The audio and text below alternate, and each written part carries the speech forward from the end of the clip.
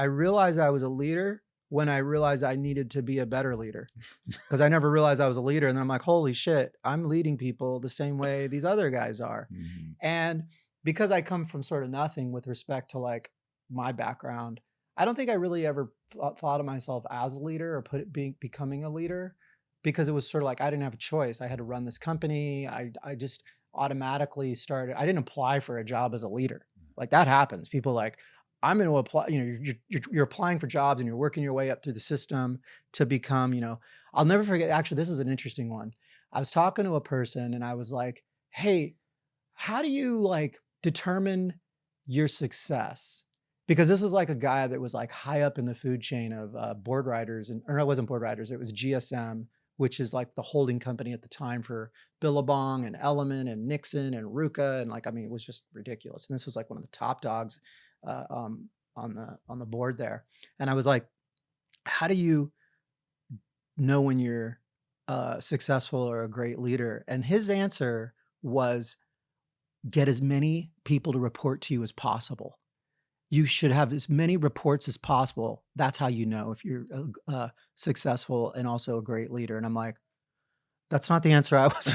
Not at I was all, like, man. I don't agree with that. Yeah. So um, that's kind of the when I realized like, oh shit, like I do have a lot of people reporting to me. I am a leader, and like that's not the answer. So um I don't know. I guess it's almost like I'm starting to realize now that I was a leader. Mhm. I don't even know if I knew I was a leader when I was leading, Mhm.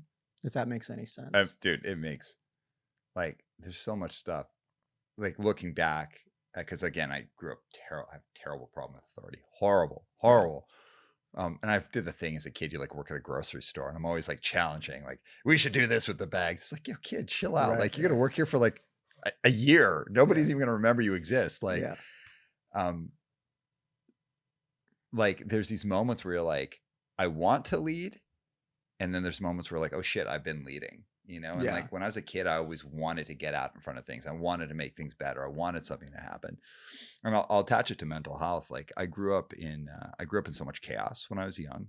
And my parents are lovely people, but they just like the situation. I won't have some huge conversation, but the situation was we had serious mental health in the house. My dad got laid off when I was very young and kind of like never really recovered from it. And that was separate from the other mental health thing. My mom ended up being the matriarch of the house, and which was cool for me to experience.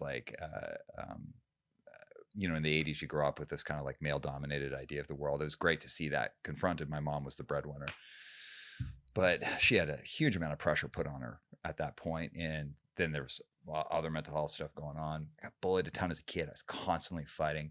I grew up looking at the system and just wanted to tear everything down Mm, always, but stupid shit. Like, you know, what do we do with the bags at the grocery store? Like, sure.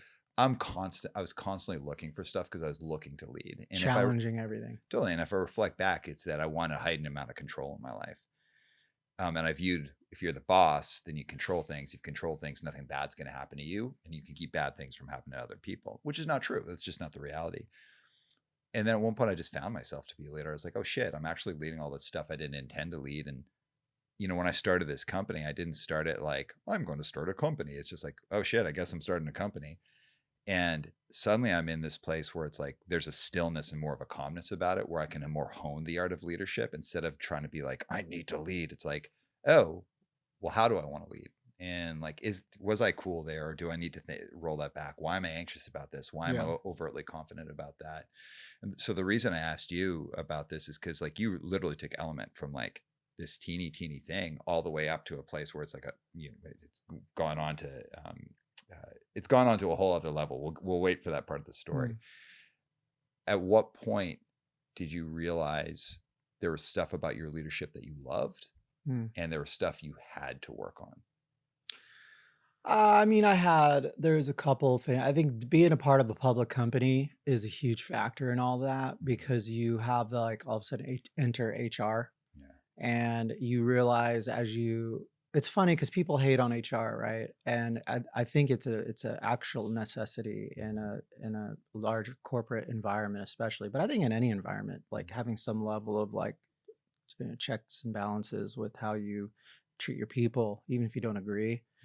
Um, it's just a reality of business. Everybody's different.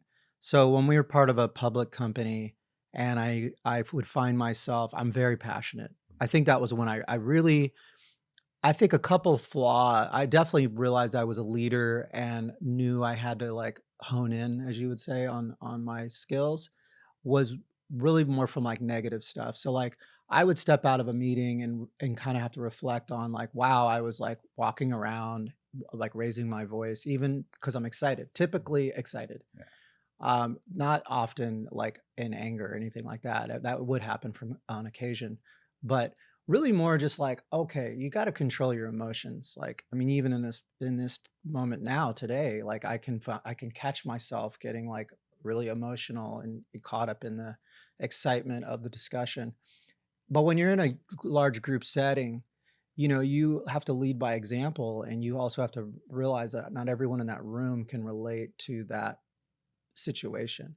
So there would be times I would walk out of a meeting and be, maybe later that night, or I had a couple close colleagues that would probably talk to me about some stuff. And I'd be like, you're right. Like that was crazy. Like I was like, and you hear these crazy stories back then about Steve Jobs or other crazy leaders. And I would kind of catch myself being one of those people. Mhm. And because there's HR, I never really had any issues in that situation, but because I would sit in some of these things and learn about like HR meetings, and I had a good relationship with most of our HR executives and just talking about stuff and being like, yeah, I should work on that. And kind of that's when I think the biggest, to answer your question, I would have like moments of like highly passionate moments. And I feel like you kinda gotta figure out how to lasso those and kinda control them, and maybe even, like, if it's possible, break them up into little pieces and distribute them more more, like a 4 square meal or 5 Right. square meal or whatever that might be, because one gigantic plate of emotion is, like, make you get a little full on that, but, like, how could you break that up into small meals throughout the day so your body mass stays leaner and so on? Otherwise, you end up with, like, a fucking potbelly of emotion. So to me, it's like, okay, take all that crazy passion and emotion and things like that. And how do you sort of like channel that and distribute it equally within your organization? Um, and so I just realized that was probably one of my biggest flaws is that, um, and I had a few times where I get called out. I had a great colleague and my wife. I mean, I never want to, my, who would become my future wife, my wife. She's always been someone who's fortunately and unfortunately, but really calls me out, Yeah. really keeps me honest. I've been very grateful and I'm very blessed to have her in my life because she would always sort of be that sort of balance of like, well, and we'll get into this. I worked with her. She was very involved with my professional life. So she would, it's kind of embarrassing, but we get home and she'd be like, do you know what you said in that meeting? Or did you kind of like see that?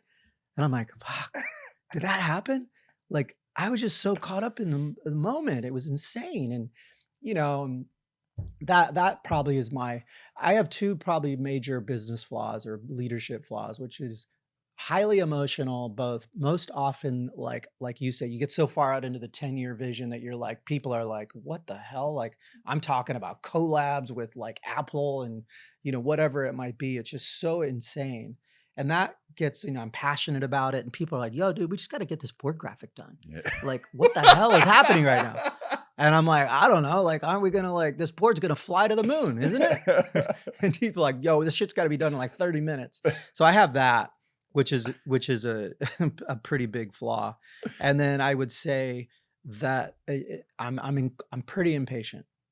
I'm pretty impatient. So like and the fact that it sucks for a lot of other people, but back to like understanding programs and how things work. A lot of times people can be like, "Well, I need some time. It's gonna render for like 45 hours, and then we got to do this." And I'm like, "No, it's not, dude. Like, I know how Premiere works. Like, just let's go buy you a faster computer. Yeah. Like let's Illustrator create outlines. Like, if you create outlines, it's gonna do that." And then they're like, "Oh shit, just scoot over. Let me get in there and just like fucking do this graphic on my own." And that's bad, right? Like, I don't empower people. I didn't Mhm. empower people enough, which is, you know, that's a flaw.